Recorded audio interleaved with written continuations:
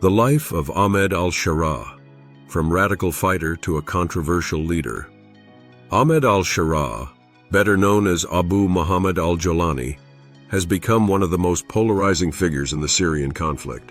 His life story is a complex narrative of rebellion, transformation, and pragmatism. From his roots as a young man disillusioned by Syria's regime, to his emergence as the leader of Islamist forces, navigating power in a volatile nation. This is the story of his ascent and the challenges that lie ahead.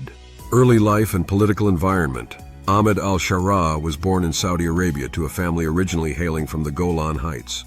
His upbringing, however, was centered in Massa, a prosperous district of Damascus. His father, a secular critic of the Assad regime, faced years of imprisonment before seeking exile, leaving a legacy of political defiance that deeply influenced the young Ahmed. The oppressive rule of the Assad dynasty and his father's imprisonment profoundly shaped Ahmed's worldview. These experiences laid the foundation for his eventual involvement in regional conflicts, as he sought to channel his frustrations into a cause. Radicalization and early militant activities. The US-led invasion of Iraq in 2003 marked a pivotal moment in Ahmed's life. He left Syria to join the growing jihadist resistance against the American occupation, aligning himself with al-Qaeda. His militant activities led to his capture and a 5-year imprisonment in Iraq, a period that cemented his ideological commitment to jihadism. Upon his release, Ahmed returned to Syria in 2011 amid the eruption of civil unrest. Adopting the name Abu Muhammad al-Jolani, a homage to his family's Golan Heights origins, he established the Al-Nusra Front, a Syrian affiliate of al-Qaeda. This marked the beginning of his rise in the ranks of militant leadership.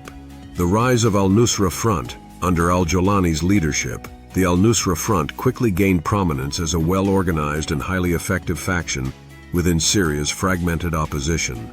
Its disciplined fighters and substantial resources positioned it as a key player in the conflict.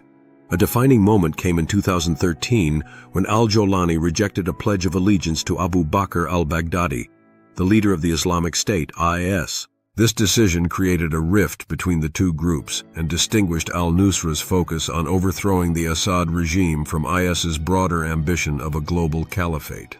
Breaking ties with al-Qaeda in 2016, al-Jolani made another significant move. He announced the severance of ties with al-Qaeda, rebranding his organization as Hayat Tahrir al-Sham, HTS. This was presented as a strategic decision to align with Syrian nationalist aspirations and reduce international pressure. While the rebranding was seen by many as a superficial change, it reflected al-Jolani's effort to transition from a jihadist commander to a political figure. However, skepticism persisted, with analysts and governments continuing to view HTS as a terrorist organization. Civil administration in Idlib under al-Jolani's leadership, HTS established de facto control over Idlib province, creating a quasi-state with administrative councils, courts, and other governance structures. This brought a degree of stability to the region, but also led to allegations of authoritarianism and human rights abuses. Critics accused HTS of suppressing dissent, carrying out extrajudicial killings, and committing war crimes. These allegations, coupled with HTS's Islamist agenda, complicated al-Jolani's efforts to gain international recognition and legitimacy. The fall of Assad and al-Jolani's role in 2024, after 13 years of civil war, HTS and its allies succeeded in toppling Bashar al-Assad's regime, with al-Jolani playing a central role in the campaign. The fall of Assad marked a historic turning point for Syria, ushering in a new chapter of political uncertainty. For many Syrians, the removal of Assad was a cause for celebration, even as questions loomed about the intentions and governance capabilities of HTS under al-Jolani's leadership. Transformation or pragmatism? In recent years, al-Jolani has worked to recast his image. The jihadist turban has been replaced with a military uniform, and his public appearances often feature carefully crafted rhetoric aimed at portraying him as a pragmatic leader.